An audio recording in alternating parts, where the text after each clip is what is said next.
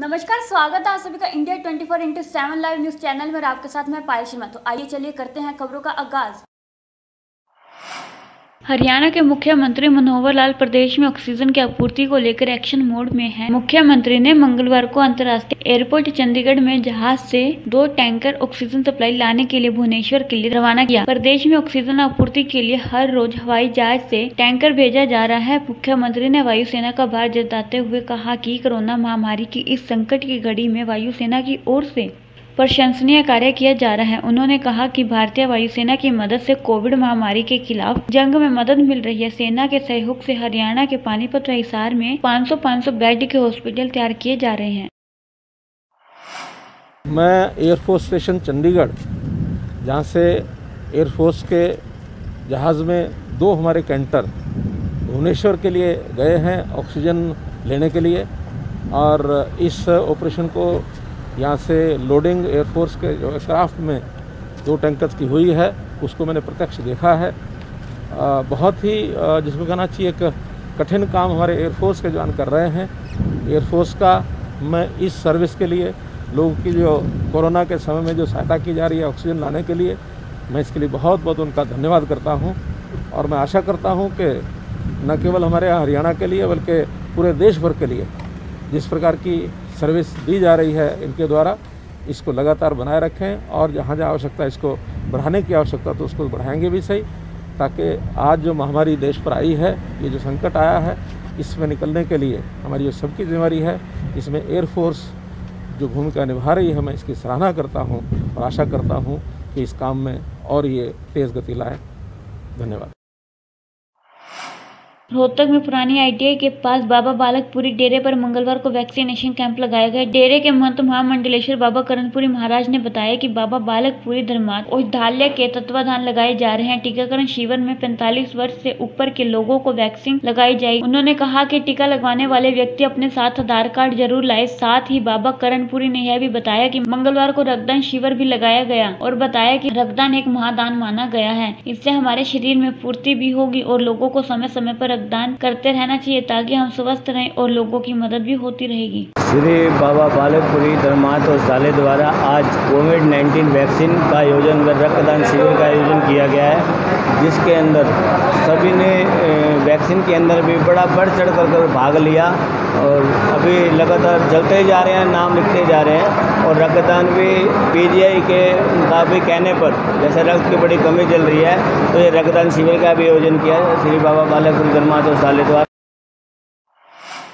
जलघर परिसर में विकास की हत्या करने वाले कोई और नहीं बल्कि उसके दोस्त ही थे। विकास और उनमें करीब 8 साल से गहरी दोस्ती थी, लेकिन पिछले 8 महीने से किसी बात को लेकर कहासुनी हो गई। के बाद विकास के दोस्त उसे रंजिश रखने लगे। इसी रंजिश में दोस्तों ने वीरवार रात विकास को मौत के घाट उतार दिया। जलघर परिसर में रविवार रात हुई चंपापुरी निवासी विकास की हत्या के 3 आरोपियों को मृतक के बड़े भाई रवि ने पहचान लिया। छोटे भाई पर हुए हमले की सूचना मिलते ही मौके पर पहुंचे रवि की पीठ में भी हमलावरों ने चाकू से हमला कर दिया, जिससे वह घायल हो गया। रवि ने बताया कि उस पर चाकू से हमला करते ही आरोपी वहां से फरार हो गए। मृतक विकास के भाई रवि ने बताया कि जिन युवकों ने उसके भाई की हत्या की है वे 8 सालों से उसके भाई के गहरे दोस्त थे। करीब 8 महीने पहले आपस में विवाद हो गया, जिसके चलते उन्होंने मेरे भाई की हत्या कर दी। हत्या को रात करीब 8:30 बजे अंजाम दिया गया। हत्या की खबर सुनते ही पुलिस मौके पर पहुंची और पुलिस ने पोस्टमार्टम के बाद शव परिजनों को सौंप दिया। मृतक के पैरों पर कई वार किए गए हैं। जल्दी पुलिस आरोपियों को गिरफ्तार कर लेगी।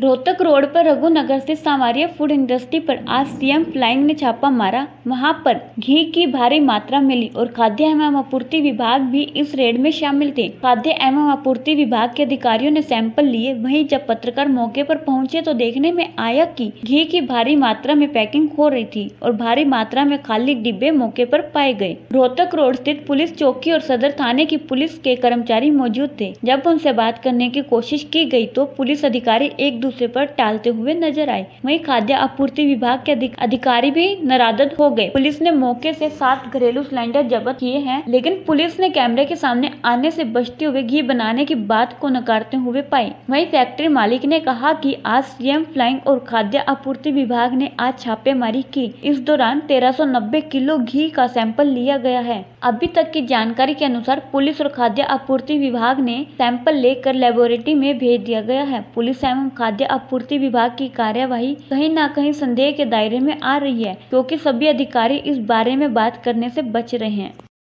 ये आपका अपना प्रोडक्ट है? हाँ जी, अपना प्रोडक्ट है नक्श डेयरी। कौन सा? नक्श डेयरी से। दूसरा जो श्री राणा देवी। नहीं, हाँ की ब्रांड और है ना, ग्रीन डब्बे वाला। ग्रीन डब्बे वाला तो यही है जी, नक्श डेयरी। और ये येलो डब्बा वाला कौन ना? कन्या लाइट जी, वेज की है जी वो। हाँ जी, वेज की जी। वेज की, देसी घी के नाम से? फिर देसी घी के नाम से अपना ये है जी, नक्श डेयरी। नक्श डेयरी। तो क्या खामियाँ थी? हाँ जी, खामियाँ क्या निकाली अधिकारियों ने? सुनिए, तो वो सैंपल लेके जी। कितना घी अभी जब्त किया है? 1390 लीटर जी। रोहतक में दिल्ली बाईपास आईजी की कोठी के सामने स्थित BP Jain skill development centre में छठे दिन निःशुल्क कोविड टीकाकरण शिविर स्वास्थ्य विभाग व डॉक्टरों की टीम के द्वारा लगाया गया, जिसमें 100 के करीब महिला व पुरुषों जो कि 45 वर्ष से ऊपर के द्वारा कोरोना वैक्सीन कोविड महामारी से बचने के लिए पहली व दूसरी डोज लगवाई। यह निःशुल्क कैंप हर रोज सुबह 10:30 बजे से लेकर दोपहर 2 बजे तक लगाया जाता है। वैक्सीनेशन लगवाने वाले सभी 45 वर्ष से अधिक आयु के होंगे। यह जानकारी देते हुए मीडिया प्रभारी राजीव जैन ने बताया कि आज LPS बोसाड़ के डायरेक्टर समाज सेवी उद्योगपति राजेश जैन की उपस्थिति में शिविर का शुभारंभ किया। लोग बढ़ चढ़ कर वैक्सीन लगवा रहे हैं। इस अवसर पर डॉक्टर सुमन, डॉक्टर अश्विनी, डॉक्टर नवीन, SCM ऋतु, मनीष, प्रवीण, सन्नी, निवाजन, राजीव जैन आदि समाज मुख्य सेवा करने वाले वॉलेंटियर मौजूद थे। LPS बोसाड़ के MD राजेश जैन की अध्यक्षता में यह दिन छठा दिन है जो शिविर लगातार चल रहा है और आगे भी ये लगातार चलेगा और बहुत लोगों में अब अवेयरनेस आने लगी है और लोग बढ़ चढ़ कर आ रहे हैं और 45 साल से ऊपर और वैक्सीन लगवा रहे हैं। लोगों में बड़ी अवेयरनेस है। इससे ज़्यादा जो 18 साल से ऊपर है उनमें भी बड़ी अवेयरनेस है। वो भी आते हैं लेकिन उनको ऑनलाइन का वो समझा के सिस्टम समझा के वापस भेज देते हैं। और यहाँ पे अभी पहले दिन 200 के करीब लगी थी, तो फिर 165 के करीब लगी, 142, 110, तो यानी कि बहुत अच्छा रिस्पॉन्स आ रहा है। पूर्व मुख्यमंत्री और नेता प्रतिपक्ष भूपेंद्र सिंह हुड्डा ने गांव में बढ़ते कोरोना के मामलों को मद्देनजर रखते हुए ग्रामीणों से एहतियात बरतने की अपील की है। उन्होंने कहा कि ग्रामीण परिवेश और आपसी भाईचारे के चलते गांव में सामूहिक हुक्का पानी, ताश खेलना, चौपाल या बैठक में समूह बनाकर चर्चा करना दैनिक दिनचर्या का हिस्सा है, लेकिन कोरोना संक्रमण इस दौरान में इन सब गतिविधियों से फिलहाल परहेज करने की जरूरत है, क्योंकि इससे बीमारी का खतरा बढ़ जाता है। हुड्डा ने कहा कि कोरोना की पहली लहर के दौरान गांव वालों ने संक्रमण रोकने के लिए बेहतरीन अनुशासन की मिसाल पेश की थी।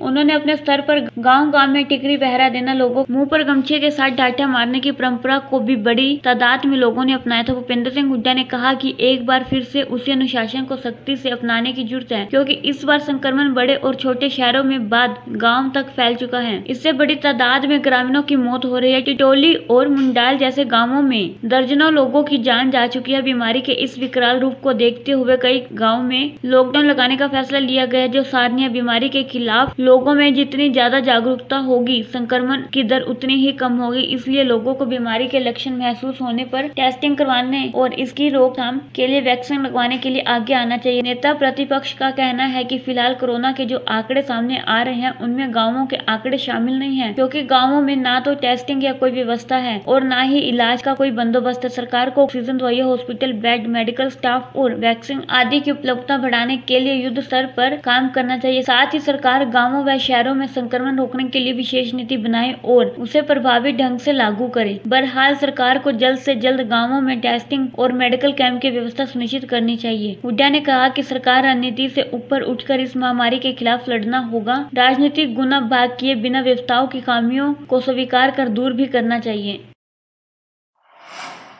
आज के लिए इतना ही। इसी के साथ जुड़े रहे इंडिया 24/7 लाइव न्यूज चैनल के साथ। नमस्कार।